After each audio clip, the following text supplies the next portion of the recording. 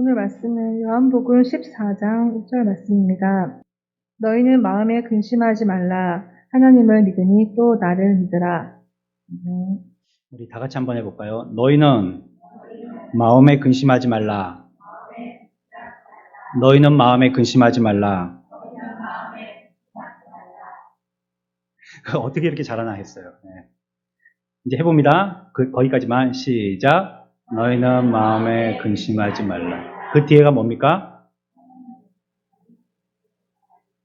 예, 하나님을 믿으니 또 나를 믿으라. 여기에 봅시다. 하나님을 믿으니 또 나를 믿으라. 예, 뒷부분만 해봅니다. 하나님을 믿으니 시작. 하나님을 믿으니 또 나를 믿으라. 이제 이어서 할 수 있겠죠? 너희는 시작. 너희는 근심하지 말라. 하나님을 믿으니 또 나를 믿으라. 그거 해봅시다. 정확하게 시작. 너희는 마음에 근심하지 말라. 하나님을 믿으니 또 나를 믿으라. 여기만 해봅니다. 여기만. 2줄만 해봅니다. 시작.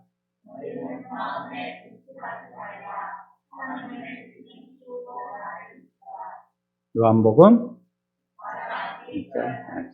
네. 마스크가 이럴 때 유리한 겁니다. 누가 하는지 모르는지 잘 모릅니다. 저는 이제 숫자적으로 여기 둘이 이렇게 합쳐가지고요. 두 줄 해봅니다. 너희는 시작.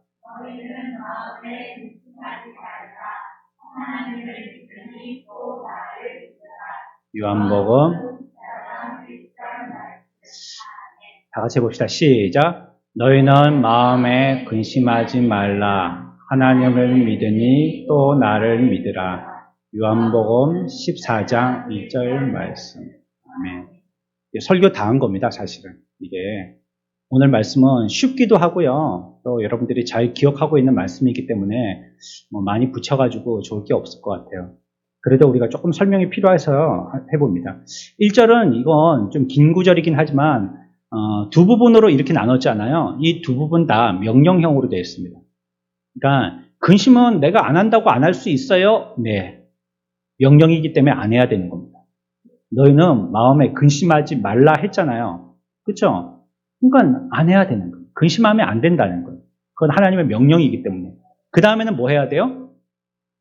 근심하지 말고는 뭐 해야 돼요? 그냥 근심 안 한다고 가만히 있으면 안 되는 거예요. 예, 어떻게 해야 되는 거예요? 예, 하나님을 믿어야 되는 거예요.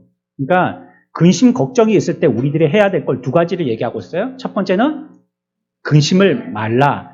여러분들 근심을 마는 거하고요. 근심을 잊어버리는 거하고는 다른 겁니다. 근심을 말아야 되는 거고요. 두 번째는 뭐 해야 돼요? 하나님을 믿는 거요. 이 두 가지를 같이 해야 된다고 얘기하고 있는 것입니다. 제자들은 거의 3년 동안 주님을 따라다녔잖아요. 그런데 이제 주님께서 그들 곁을 떠나시게 됐었어요. 그랬고 제자들은 크게 상심했죠. 요한복음 13장 33절 말씀입니다. 같이 한번 읽어봅시다. 내가 아직 잠시 너희와 함께 있겠노라. 너희가 나를 찾을 것이나 일찍이 내가 유대인들에게 너희는 내가 가는 곳에 올 수 없다고 말한 것과 같이 지금 너희에게도 이르노라. 아멘. 이들은 그래서 불안과 근심에 사로잡혔어요. 지금까지는 주님이 3년 동안 늘 그들의 리더가 되어주셨기 때문에 그래서요 아주 특별하고 영향력이 강한 리더가 있을 때는요 밑에 있는 사람들은 거의 수동적이 되기가 쉽습니다. 거의. 교회도 보면 목사님이 굉장히 카리스마 있으면요 성도들은 별로 하는 역할이 없습니다. 그냥 그 카리스마를 받아들이고 따라가기만 하면 돼요. 그런데 그렇지 않은 경우에는 이제 어떤 교회에서 행하고 있는 무슨 일들에 대한 권위를 이렇게 많이 이양되어진 데에는 성도들이 할 일이 많죠. 목사가 할 일보다도. 여기도 보면 지금까지 제자들이 3년 동안이나 누구 따라다녔어요? 강한 카리스마의 예수님을 따라다닌 겁니다. 강한 카리스마의 예수님을 따라다녔어요. 그러니까 사실 제자들은 3년 동안 뭐 하면 돼요? 예수님을 잘 따르기만 하면 됐어요. 그냥. 가자 하면 가고 오자 하면 오고 그러기만 하면 되셨다는 거예요. 이전까지는 제자들은 그냥 평범한 사람들이었었어요. 그리고 뭐 그들에게도 우여곡절들이 많이 있었고 인생에 뭐 고개도 있고 늪도 있고 이런 것들을 많이 겪었습니다. 그러다가 주님을 만나고 부름받고 주님과 동행했습니다. 주님과 같은 분을 만난 적이 이전에 없었거든요. 그래서 이제 이와 같이 영향력 있는 분을 제자들이 만났을 때는 그들의 삶을 이젠 다 접고 주님을 전적으로 의지한 겁니다. 전폭적으로 의지하고 따르기 시작했었던 거예요. 그의 비범한 가르침, 은혜로운 말씀, 지식과 명철 이런 것들을 들을 때마다 제자들은 놀라움을 금할 수 없었었죠. 병자들도 낫게 하시고 젖는 자도 걷게 하시고 눈먼 자도 보게 하시고 심지어는 어떤 자도 살리세요?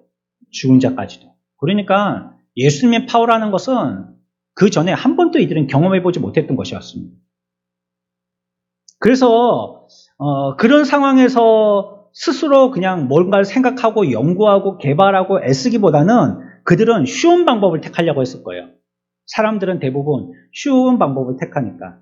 아까도 점심 먹는데요. 다솔이가 있잖아요. 이렇게 물을 먹고 있는 거예요. 그래서 이제 물을 갖다가 이제 제가 좀 잡아줬거든요. 이렇게 먹으라고. 그러니까 잘 안 나오죠. 이렇게 있으면 안 나오잖아요. 잘. 이렇게 좀 치켜 들어야지 나오잖아요. 그러니까 지 손으로 이렇게 치켜 들기가 힘들어서 제가 조금 올려줬거든요. 그러니까 지가 손을 떼더라고요. 이렇게 잡고 있다가. 제가 치켜 들어주니까 손을 떼더라고요. 그 다음부터는 안 잡아요, 얘가. 이러고 지 얼굴 따라서 제가 이렇게 계속 움직여줘야 되는 거예요. 그때가 이제 입에서 났어요. 또 이제 아이가 또 물을 먹으려고 하잖아요. 또 먹으려고 할 때 이렇게 줬어요. 그랬더니 이제는 아예 안 잡는 거예요. 그래서 제가 야, 한 손이라도 거들어야지. 목사님이 그래도 들고 있으면 너는 한 손이라도 거들어야지. 그런데 이제는 그게 편하니까요. 아예 두 손을 띄고 이렇게 하고 막 먹고 있더라고요. 사람이 편해지면요. 어려운 걸로 다시 돌아가려고 하지 않습니다. 편한 그대로에 익숙해지는 거예요. 제자들도요. 그냥 예수님을 따라당기니까 그게 편한 거예요. 그냥. 지금까지 자기들이 자기의 삶을 막 해치고 개척하고 파고 넘고 이랬었는데 이제 예수님이 그 길을 다 개척해 나가시는데 자기들은 뒤에 그냥 밀어놓은 불도저 길을 따라가기만 하는 식으로 그냥 따라가기만 하면 됐던 거예요. 그래서 더욱더 주님을 철저하게 의존했죠. 그런데 이런 분이요, 갑자기 자신들을 떠나신다는 거예요. 그렇게 철저하게 자기들의 인생의 모든 것들을 다 바쳐서 의지했던 그분이 그냥 떠나신다는 거예요. 그래서 제자들은 뭐 하게 됐어요? 뭐 하게 됐을까요? 근심하고 걱정하게 됐습니다. 이제 어떻게 살지? 이런 생각에 사로잡히게 된 거예요. 제자들은 이전에 조금 희미하긴 했지만요, 주님께서 메시아라는 부분에 대해서 어떤 유대교적인 정치적인 메시아상을 갖고 있어서요, 그분이 세울 나라에 대해서 어떤 혜택 같은 것들을 조금 기대하고 있었어요. 그래서 되면 이분이 저 헤롯 말고 우리의 왕이셨으면 좋겠다라는 생각을 가져셨어요. 그런데 이제 그런 분, 자기들이 지지하고 어떤 부분에서 전적으로 의지하고 했던 그 예수님, 스승님이 떠나신다고 하니까 한편으로는 의지되기도 하면서 또 한편으로는 조금 배신감이 드는 거예요. 나는 그렇게 당신을 지지했는데 당신은 떠나신다니, 이런 생각이 드는 거예요. 여기서 중요한 것이 있는데요. 주님께서 제자들에게 그 제자들 속에 있는 마음이 어떤 마음인지 간파하셨다는 것입니다. 그들의 마음 가운데 있는 생각이 무엇인지를 간파하셨다는 거예요. 심란해하고 불행해하고 불안해하고 마음속에 근심하고 있는 마음을 예수님은 알고 계셨어요. 여기서 또 한 가지 짚고 넘어가야 할 것이 있는데 무엇이냐면, 예수님은 제자들이 그런 마음을 갖고 있다는 것을 알 때에 주님은 어떤 상황이었는지도 우리들은 같이 생각해 봐야 돼요. 주님은 바로 십자가를 지시기 직전의 상황이었거든요. 이 얘기를 하시는 것은요, 이제 조금 있으면 이제 날만 새면 예수님도 십자가에 못 박혀 돌아가시기 전의 말씀이란 말이에요, 이게. 그러니까 예수님은 하나님이시니까 자기에게 곧 닥칠 일들은 이미 알고 계신 거예요. 자기도 이제 십자가에 못 박혀 죽을 거라는 걸 알고 계셨던 거죠. 하나님께서 모든 만인류의 죄를 예수님에게 지으실 때에, 그리고 하나님에게서 이제 완전히 격리되어지고 하나님의 어떤 은혜 혜택도 입지 못하는 십자가의 달림이 있을 거라는 것을, 예수님 그 무섭고 두려운 순간이 있을 거라는 것을 예상하고 있었던 것. 신약기도 때에도 말씀드렸지만 요셉이 그랬을 것 같아요. 요셉이 형들한테 팔려갔죠. 16, 7세, 8세 이 젊은 나이에 뭐 세상 물정 뭘 알겠어요. 여전히 엄마 품. 그리고 그 아버지는 특별히 요셉을 사랑해서 옷도 특별한 옷을 입히고 그랬잖아요. 지극한 아버지의 사랑만 받던 그런 아이. 아주 곱상하게 그냥 귀함만을 받고 그냥 사랑만을 받던 그 아이가 그냥 거친 노예 상인들에게 이 집에서 저 집으로 막 계속 팔려가는 거예요. 자기가 물건 취급 당해가지고 이런 강당 위에 올라서가지고 밑에 있는 사람들이 아주 험하게 덥수룩한 수염을 기르는 사람들이 짝대기를 짚고 그 사람의 요셉의 배를 찔러보고 입을 벌려보고 머리를 막 이렇게 다듬어보고 다리 굵기를 재보고 몸도 들어보고 하면서 막 인간 취급을 안 하고 짐승 취급하듯이 그래갖고 막 이렇게 가서 일 잘할 놈인가 하는 소 고르듯이 그런 취급을 받았을 때 요셉이 얼마나 두려웠겠어요. 그런 일을 한 번도 경험해보지 못했는데 집에서 떠난 것도 처음인데 떠나가지고 이제 팔리기까지 하고 팔려간 곳이 아주 우락부락한 그런 아주 몹쓸 사람들이 있는 곳에 팔려갔었으니까. 그리고 자기의 미래도 지금 모르잖아요. 어디로 팔려갈지 모르잖아요. 될 수 있으면 팔려가더라도 아버지 집 근처로 다시 돌아가는 쪽으로 팔려가면 좋겠는데 저 다른 외국으로 팔려갈 수도 있는 거잖아요. 그럼 평생 못 돌아올 수도 있잖아요. 미래를 모르니까 얼마나 두렵겠어요. 예수님도요. 한면으로 십자가를 앞두고 이와 같이 두려워하셨던 거예요. 예수님은 하나님이시지만 또 인성을 갖고 있는 사람이잖아요. 우리가 짐작해 보건대 예수님도 아마 그런 두려움에 휩싸였을 거라고 생각이 되어집니다. 무서운 순간이었죠. 그래서 마태복음 26장 38절에 예수님이 자기의 심경을 고백하셨는데 뭐라고 하셨냐면요. 이에 말씀하시되 내 마음이 매우 고민하여 죽게 되었으니 이렇게 얘기하셨어요. 우리가 그렇게 표현하잖아요. 아유 고민스러워 죽겠어. 나 고민이 있어서 죽겠어. 우리 죽겠다는 표현하시잖아요. 예수님도 내 마음이 매우 고민하여 죽겠으니 이렇게 얘기하십니다. 너무 지금 고민스러운 거예요. 고민스럽다는 좀 점잖은 표현을 해서 그렇죠. 뭐가 된다는 말이에요 지금? 걱정됐다는 말이에요. 걱정. 십자가를 앞두고 걱정되신다는 얘기예요. 그런데 앞에서 제가 뭐라고 말씀했습니까? 제자들이 지금 근심하고 걱정하고 예수님께 대해서 배신감을 가지고 있는 걸 갖다가 예수님이 그 마음을 꿰뚫고 아셨다고 그랬잖아요. 그런데 그런 상황이 지금 예수님이 이런 상황 가운데 있었는데도 불구하고 제자들의 마음을 먼저 깨달았다는 거예요. 우리는 내게 큰 근심이 있으면 다른 사람들의 작은 근심이 잘 보이지 않습니다. 왜냐하면 내 코가 석자니까. 지금 내게 지금 해칠 일들이 이렇게 많은데 남의 집이 뭐 어쩌다 저쩌다 그거 별로 귀에 잘 안 들어오는 거예요. 일단 내 문제가 조금 해결돼야지 그게 조금 들어오려고 귀에 조금 들어옵니다. 근데 지금 누가 더 문제입니까? 걱정으로 치자면 예수님이 더 걱정스러워요? 제자들이 더 걱정스러워요? 예수님이죠. 사실 제자들은요 걱정 안 해도 되는 걸 걱정하고 있죠. 예수님이 완전 죽어서 떠나실 것도 아니고 다시 부활하실 거니까 그들에게는 떠나시는 게 훨씬 더 복된 거거든요. 지금 당장. 근데 그걸 깨닫지 못해서 그렇죠. 근데 예수님은 십자가에 죽잖아요. 지금 곧 죽게 될 거잖아요. 여기는 아무도 따라가지 못하고 홀로 가셔야 되는 거고 요셉처럼 외롭고 두렵고 근심 걱정의 그런 십자가의 길이니까 말이죠. 예수님은 이런 분이세요. 일단 다른 자기 일을 먼저 챙기지 않고 다른 사람의 근심 걱정부터 바라보셨다는 거예요. 이러한 것은 한순간에 나타났던 갑작스러운 마음은 아니에요. 어디에서 또 발견할 수 있냐면 예수님이 십자가에 달리셨어요. 근심하던 대로 십자가에 달리셨어요. 그런데 보니까 십자가에 혼자 달리시지 않았던 거예요. 좌우편에 누가 달려 있었어요? 강도들이 달려 있어요. 뭐 어떤 놈들? 이 놈들은 진짜 죽어 마땅한 놈들. 그래서 진짜 법대로 판결해서 십자가형으로 처형시키는 거예요. 양쪽에 달려 있었어요.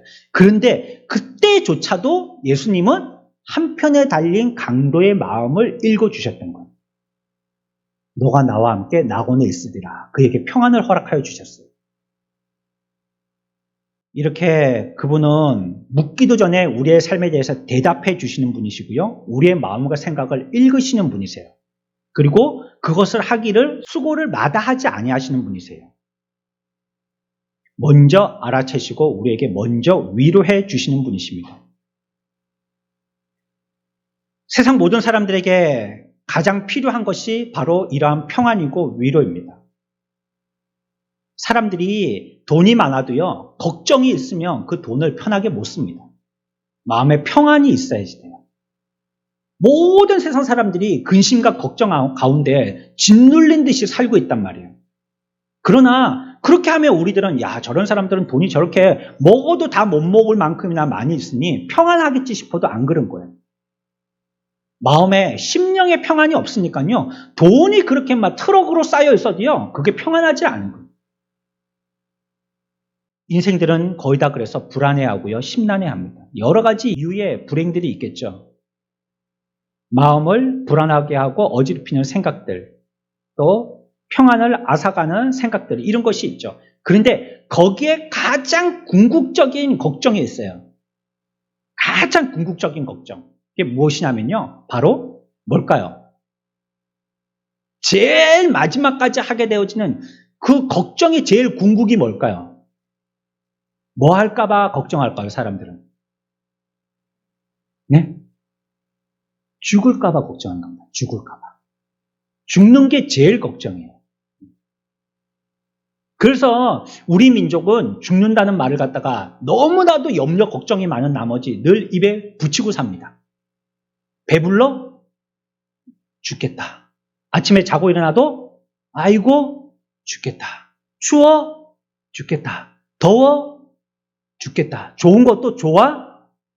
다 죽겠대요. 다 죽겠어. 다 죽겠다는 거. 왜냐하면 이 문제가 우리들에게 염려, 근심, 걱정이 많은 우리 민족들에게는 가장 큰 궁극적인 문제예요. 이거는 시대나 세계를 초월해서 모든 인류에게 마찬가지입니다. 우리는 그렇게 잘 표현할 뿐이죠. 가장 궁극의 문제는 죽음의 문제인 거예요.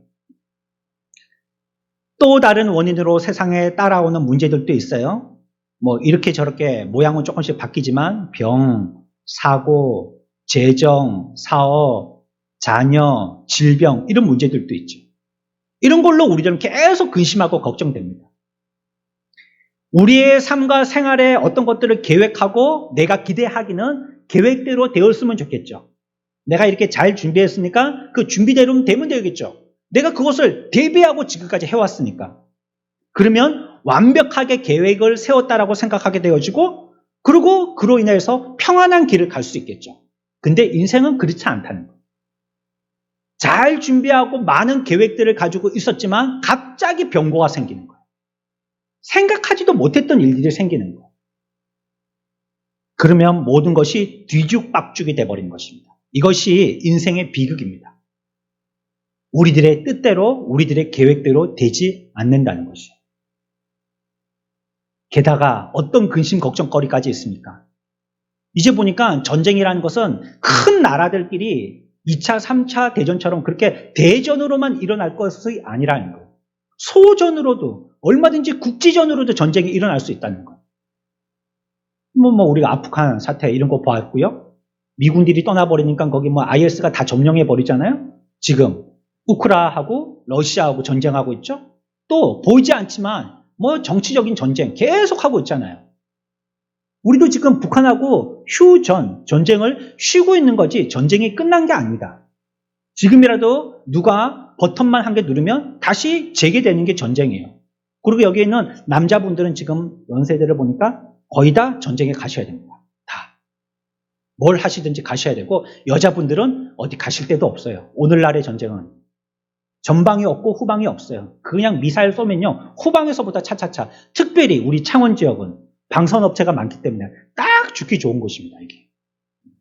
여기 탱크 고장난 거 고치는데, 또 자주포 만드는데, 또 총 만드는데, 총알 만드는데, 또 레이더 만드는데, 또 무기 창고, 창원의 구석구석에 그런 거 있어서요, 딱 죽기 좋은데, 여기가. 오복하니 쌓여가지고, 어디 도망도 못 가고. 그러니까요, 여자분들은 여기서 그냥 죽는 수밖에 없고요. 만약에 전쟁 나서 아주 극에 달한다면, 남자들은 다 잡혀서 전쟁터에 가야 되는 거죠. 그러니까 이런 일들이 언제든지 일어날 수 있는 거예요. 이게 우리 가운데 또 하나의 불안과 근심, 걱정의 요소인 거예요. 그러므로 우리들은 진짜 마음의 평안을 주는 것이 무엇인지 알아야 된다는 것입니다. 현실에서 마음의 근심 걱정을 벗어나게 해주겠다는 약속들과 방법들이 여러 가지가 있습니다. 그러나 세상에서 주는 대부분의 것들은요, 잘못된 해결책입니다. 거의 다 잘못된 것들이에요. 그래서 먼저 옳은 것이 무엇인지를 말하기 전에 잘못된 것들이 왜 잘못됐는지를 먼저 밝히고 옳은 것들을 말씀드릴게요. 사람들은요, 복음만 마음의 평안을 준다라고 할 때 이것을 관용이 없는 주장이라고 얘기합니다. 어째 기독교만 평안을 준다고 얘기할 수 있느냐 이렇게 반박하는 거예요. 각 종교들이 모여서 좋은 장점들만 모은다면 얼마든지 우리 종교들 안에서도 평안을 얻을 수 있다라고 생각하죠. 그러나 복음은 매우 안타깝게도 배타적입니다. 그렇지 않다라고 얘기해요. 기독교 안에 복음 안에만 평안이 있고요. 복음 안에만 구원이 있습니다. 이거는 그 사람들을 배려하지 않아서가 아니고요. 그것이 진리이기 때문에 그래요. 여기에 이 약을 먹어야지 살 수 있는데 아니, 다른 약도 한번 다 드셔보시죠. 이거는 사기치는 거잖아요. 이 약이어야지만 됩니다 하는 것이 없는 사람들한테는 안타깝지만 약에 대한 진실성을 표현하는 거잖아요. 그러므로 우리들은 그런 것에 대해서 현혹되거나 타협할 수 없는 거예요. 그리스도 한 분만이 우리들에게 참 평안을 주실 수 있는 분이에요. 그분 말고는 우리들에게 평안을 주실 수 있는 방법도 사람도 인물도 없어요. 세상에 잘못된 방법 중에 하나가 무엇이냐면 아예 근심과 걱정을 생각하지 말라는 겁니다. 여러분들 이런 거 많이 들어보셨죠? 아, 그건 너무 생각하지 마. 이 세상적인 근심 걱정 퇴치법입니다. 이건 세상적인 방법이에요. 좋은 방법이에요, 나쁜 방법이에요. 좋은 방법이에요, 나쁜 방법이에요. 나쁜 방법. 지금 말씀드린 건 다 나쁜 방법을 얘기하고 있는 것입니다. 가장 흔한 방법이기도 하고요. 계속 생각하는 것 자체가 문제라는 거예요. 이것은 이제 더 이상 생각하지 말고 동물처럼 그냥 본능주의로 살다 보면 문제는 저절로 해결된다는 거예요. 너무 생각하지 말라는 거예요. 이걸 철학자들은 로렌스 철학이라고 얘기합니다. 너무 생각을 깊이 하지 마. 그냥 잊어버려. 이렇게 얘기하는 거죠. 뇌에, 우리 머리 가운데 뇌에 고등한 부분들이 과도하게 발달되어 있기 때문에요. 하등 삶으로 돌아가야지 우리는 평안을 느낀다는 거예요. 그러니까 머리가 너무 활성화되어서 너무 생각을 많이 하기 때문에 근심하고 고통한다는 거예요. 그러니 이 고등한 머리의 뇌 부분을 그냥 하등하게 써야 된다는 거예요. 그래야지 근심 걱정이 없어진다는 거예요. 그러니까 그러기 위해서 어떻게 되느냐? 굉장히 말초적인 삶을 살면 된다는 겁니다. 생각 없는 삶. 어떤 거요? 그냥 사람들 만나고 놀러 다니고 그냥 내가 하고 있는 일 빼곡한 업무에 쏙 빠져갖고 정신 거기에 쏙 빠져있고 그냥 그 기계적인 거잖아요. 출근하고 퇴근하고 맨날 시간에 쫓겨가지고 맨날 그런 거잖아요. 이렇게 바삐 살다 보면 그런 것들을 다 얻게 된다고 어떻게 된다고요? 생각하지 않게 된다는 겁니다. 그러면 근심 걱정이 없어진다는 거예요. 근심 걱정 없어졌나요? 바삐 살아서 근심 걱정으로부터 도망친 것뿐이에요. 없어진 게 아니에요. 또 하나의 평안을 얻는 잘못된 방법이 있어요. 이게 뭐냐면 낙관주의입니다. 낙관주의. 낙관주의는요, 다양한 방법으로 나타나거든요. 사람들은 더 나은 삶으로 진화하는 인생이라는 거예요. 지금보다 조금 더 낫게, 이렇게요. 그래서 우리의 삶은 완전히 어떤 건지 모르지만 진화해서 조금 더 발전되다 보면 결국 완전까지 나가게 된다는 거예요. 결국은 좋은데 이르게 된다는 겁니다. 지금은 그 과정이라서 힘들고 고통스럽지 이 과정을 극복되면 조금 더 좋아지고 과정 극복하면 조금 더 자꾸 좋아진다는 거예요. 이런 낙관주의를 고수합니다. 사물의 밝은 면만 보면서요. 무슨 일이 있어도요. 늘 웃음 지으며 살아야 된다라고 그것이 우리의 의무라고 얘기하는 거예요. 낙관주의. 또 더 높은 잘못된 소망이 있는데요. 뭐냐면 운명론입니다. 운명론. 이거는 어차피 일어날 일이었어 라고 생각하는 겁니다. 운명적으로. 괜히 생각하고 근심한다고 그게 해결되지도 않아. 어차피 그렇게 될 거야. 결국은 죽는 거야, 뭐, 그냥 사람들. 이렇게 생각하는 거예요. 그러니까, 결국은 죽으니까 어떻게 해야 돼요? 쏙 편하게 다 포기하고 사는 거예요, 그냥. 생각하지 말고 그냥 포기하고 살으라는 것입니다. 결국은 우리나라 사람들이 잘 쓰는 말처럼 모든 것이 무슨 소관이에요? 무슨 소관이에요? 다 팔자소관이야. 다 네 태어난 대로 그래 먹고 살다가 그래 죽는 거다. 뭐 그래 한다고 용 빼는 재주 없다. 그냥 그래 살다 그래 죽는 거다. 이렇게 얘기하면 그게 무슨 논이요? 운명론이에요. 운명론. 또 다른 잘못된 방법은요. 오늘날은 고등의 지식들을 갖고 있다고 그랬잖아요. 심리학적 방법들을 사용합니다. 이 정신을, 이 근심 걱정을 어떻게 다룰 것인지로 접근한다는 거예요. 어떻게 능동적이고 어떻게 적극적으로 이 마음의 상태를 빨리 개선시킬 수 있을까? 이렇게 접근을 한다는 것입니다. 그러니까 이것은요, 우리의 마음과 생각을 조정시키는 훈련을 얘기하는 겁니다. 그래서 심리치료의 영역에서는요, 항상 동일한 말들을 합니다. 왜 걱정하십니까? 걱정하지 말라는 거예요. 그래서 여러 가지 방법을 갖다가 제시해서요, 걱정이라는 것이 얼마나 어리석은지를 보게 해주는 거예요. 당신이 하고 있는 이 걱정이라는 것은요, 어리석을 뿐이에요 라는 걸 자꾸 얘기해 주는 거예요. 이런 방법을 보여주고 저런 방법으로 깨닫게 해주어서요. 그리고 모든 세상을 아름답고 유쾌하게 보라고 생각합니다.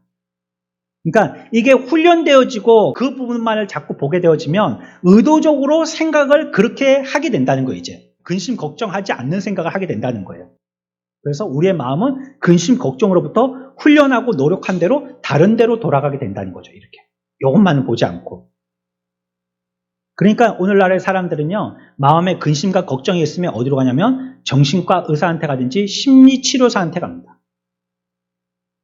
그 사람들이 보는 새로운 방법을 통해서 그 방법으로 내 마음의 근심 걱정을 해결하기 위해서인 것이에요. 이보다도 한 단계의 더 위의 방법이요, 극기의 태도입니다.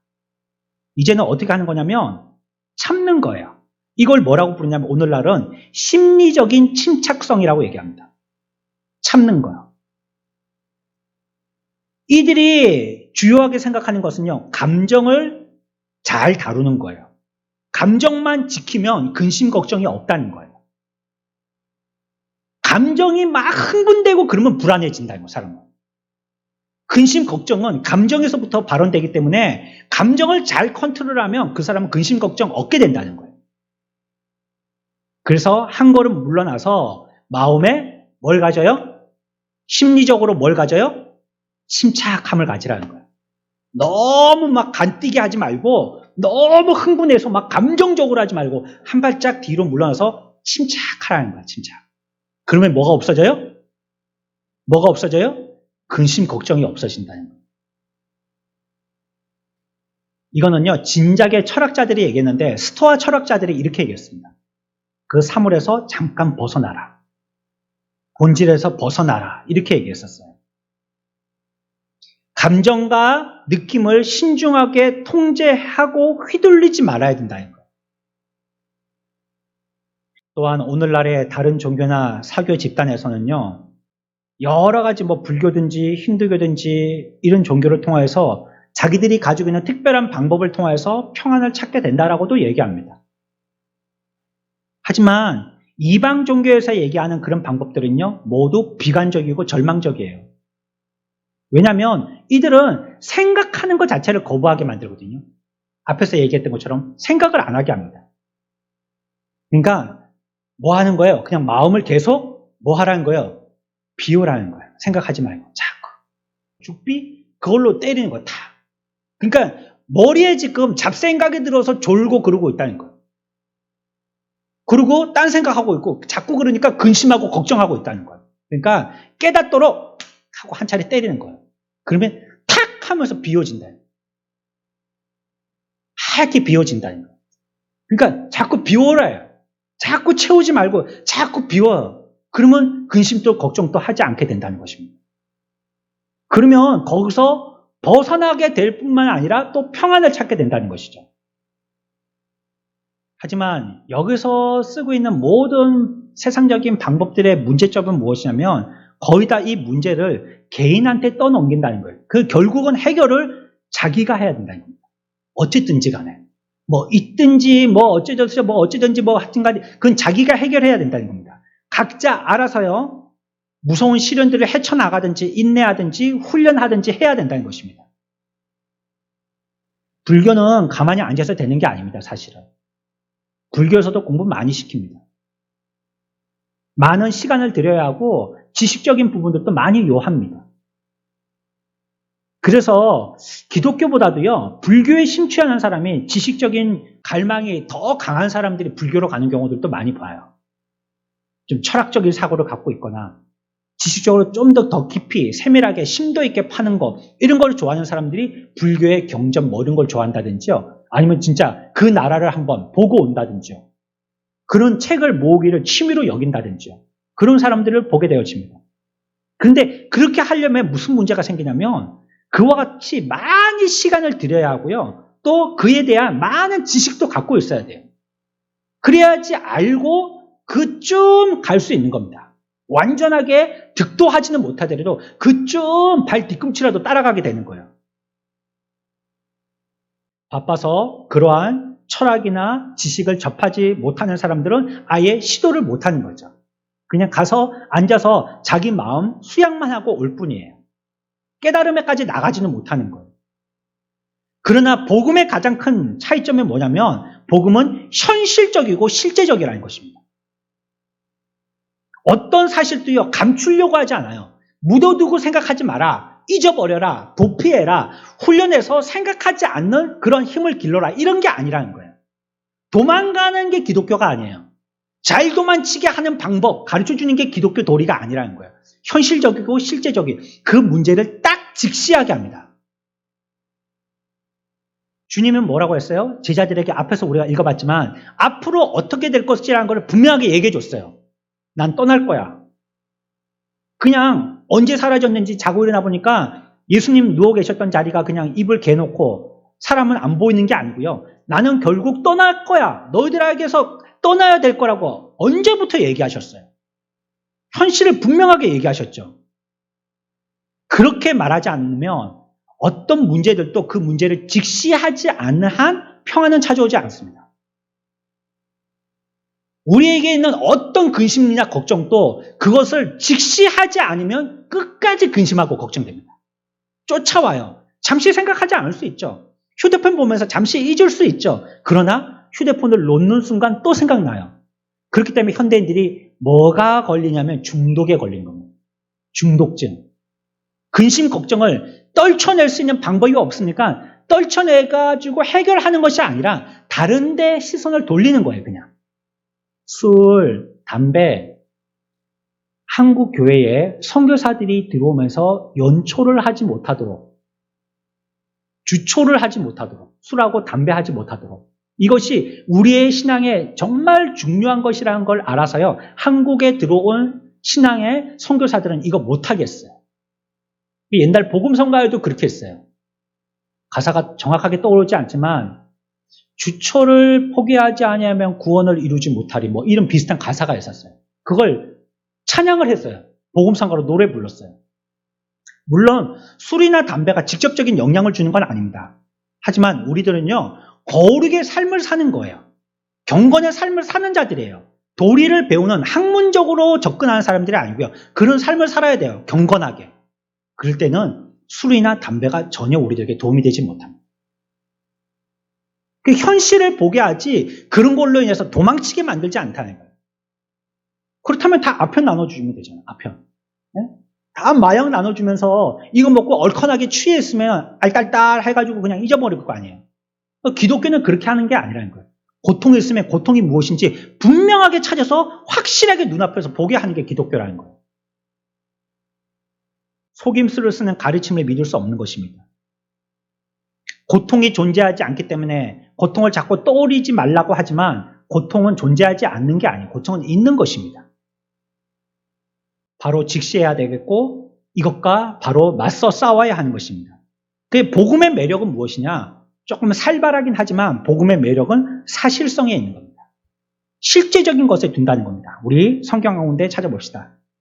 요한복음 16장 33절 얼마나 우리들에게 평안한 말씀을 주시는지 직시하시는 주의 비수와 같은 말씀을 들어보겠습니다. 같이 읽습니다. 시작.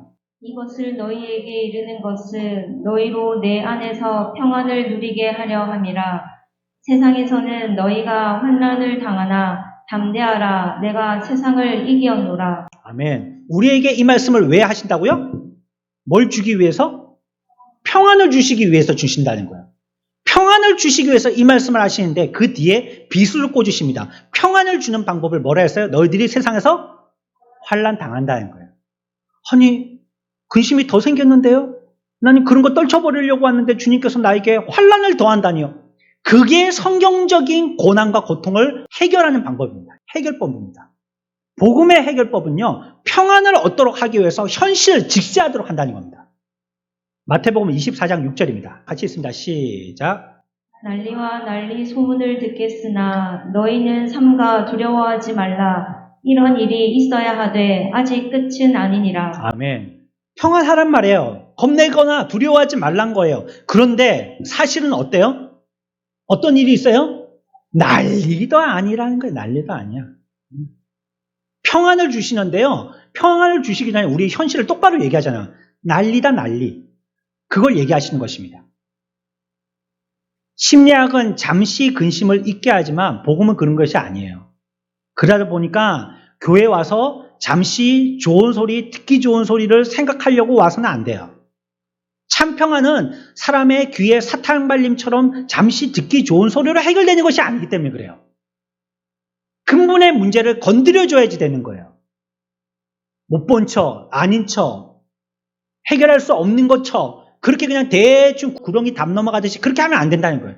딱 정확하게 짚어줘야 된다는 것입니다. 잊으려고 교회 왔다가요, 오히려 자기의 죄가 많은 사람 앞에 다 정체가 드러나고 부끄러움을 당하게 하시는 곳이 교회라는 거예요. 그래야지 그걸 딱 직면하게 되니까.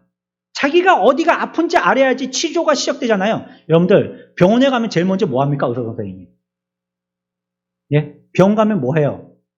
검사부터 하래요. 병원 가면. 예? 내가 이래 쪼록쪼록 쪼목쪼목 생각을 하고 이렇게 얘기를 하면 그 얘기를 듣고 탁 이렇게 막 약을 지어주시면 금방 끝날 것 같은데 내 말은 잘 안 들어요. 알겠어요. 그만하시고 이제 간호사 따라서 사진 찍고 오세요. 그래 가갖고 또 가슴 사진도 엑스레이도 찍고 또 아니면 뭐 통에 같은 데 넣어갖고 MRI도 찍고 빙 돌리면서 뭐 CT도 찍고 뭐 피도 뽑고 뭐 오만 거 검사, 빼만 거 검사. 그 검사 몇 번 하면 더 아플 것 같아. 막. 너무 힘들어가지고. 막. 위장 검사한다고 막. 밥도 먹지 몰라 하지 막. 대장 검사한다고 있는 거 쏙 다 빼라 하지 막. 그래갖고 막 안팎으로 다 찔러대면서 막 검사를 하잖아요. 의사가 얘기하는 것은 철저하게 검사의 데이터를 가지고 얘기하는 겁니다. 이 사람을 짐작해서 얘기하는 게 아니에요. 아니, 피를 뽑아봤더니 뭐가 높고 뭐는 낮아요. 아, 그러니까 이거 좀 문제겠는데요? 그럼 이 부분을 다시 검사해 봅시다. 이러고 또 검사해 보는 거예요. 아니, 그랬더니 카메라를 넣어봤더니 뭐가 있는데요? 이렇게 자꾸 추적해서 들어가는 겁니다. 그래야지만 그 사람의 원인을 분명하게 밝혀내게 되고 그래야지 적절한 치료가 있을 수 있기 때문이에요. 기독교는 그렇다는 것입니다. 복음은 우리를 현실과 대면시킵니다. 복음은 내게 근심하지 말라고 하지만 그러면서도 절망과 좌절의 현장을 보여주는 게 복음입니다. 그리고 우리를 완전히 다른 자리로 데려가는 것이 복음이에요. 현실의 어둠의 터널을 다 통과시킨 후에야 그 끝에 있는 새벽의 빛을 보여주시는 거예요. 그리고 복음은 원리로서 그것을 설명하여 줍니다. 그거 그냥 그렇게 대충 지나가질 않아요. 성경을 통하여서 삶을 어떻게 봐야 되는 것인지, 그것은 지금 내가 바르게 보고 있는 관점인지 전망과 관점을 완전히 변화시키게 해줘요. 모든 문제는 우리가 근심하고 걱정하는 것처럼 이런 육체에 매여 있는 것이 아니라는 것을 보여주는 거예요. 오히려 문제는 내 영혼에 있다는 것이죠. 그거는 사진을 찍거나 피를 뽑아봐서 알 수 있는 게 아니에요. 어디 심리학자나 철학자 앞에 가서 그 사람과 대화한다고 밝혀지는 게 아니에요. 내 삶을 직시하고 왜 이런 삶이 되는지 설명할 수 있는 것은 오직 복음밖에 없다고 성경 앞에 그 사람을 앉혀놓는 거예요. 하나님을 믿어야 됩니다. 그래서 약속의 하나님을 믿어야 됩니다. 언약의 하나님을 믿어야 됩니다. 시편 27편 10절 말씀입니다. 같이 읽습니다. 내 부모는 나를 버렸으나 여호와는 나를 영접하시리이다. 아멘. 하나님은 우리들에게 복 주시기를 원하시는 분이시라는 거예요. 하나님은 우리들에게 근심과 걱정을 없애시고 평안과 기쁨을 주시는 분이시라는 거예요. 우리를 그분의 자녀 삼기를 원하시고요. 그분은 태초부터 그런 분이셨고 주님을 신뢰할 수 있는 분이다라고 우리들에게 얘기하시는 거예요. 그래서 요한복음 14장 14절 보면 내 이름으로 무엇이든지 내게 구하면 내가 행하겠다라고 말씀하시고 18절에는 내가 너희를 고아와 같이 내버려두지 아니하고 너희에게로 오리라라고 말씀하고 계세요. 그러면서 우리들에게 보혜사 성령 하나님을 주시겠다라고 얘기했어요. 성령 하나님이 함께 하심으로 말미암아 힘과 능력과 활력을 되찾게 된다는 것입니다. 그러니까 우리가 근심 걱정을 없애려면요. 복음 앞에 와야 되는 것이고 예수 그리스도 앞에 와서 그의 말씀으로 치유받을 수 있다는 것입니다. 그 외에는 전부 다 수술해야 될 환자에게 빨간 약 바른 거하고 똑같다는 것이에요. 그냥 진정제, 안정제, 진통제 한 대 맞는 거하고 똑같다는 거예요. 그 약효가 떨어지면 또 반복돼요. 또 고통스러운 거예요. 주님은 그래서 우리에게 나에게 와서 근심 걱정 다 털어놓으라고 말씀하십니다. 하나님에 대해서 느끼는 어려움, 기도할 때 느끼는 어려움, 적응할 때 힘든 어려움, 어디가 길인지 알지 못할 때 갈피를 잡지 못하는 어려움, 우리의 약함과 우리의 의지의 실패에 관련된 모든 어려움들 복음 앞에 다 털어놓으라는 것입니다. 우리를 불안하게 하고 불편하게 하는 원인이 무엇이든지 개의치 말고 그분 앞에 들고 나오면 성령 하나님께서 그분이 맡아서 해결해 주신다. 여러분들은 짐지지 마시고 해결하려고 머리 싸매지 마시고 문제는 그분 앞에 맡기라는 거예요.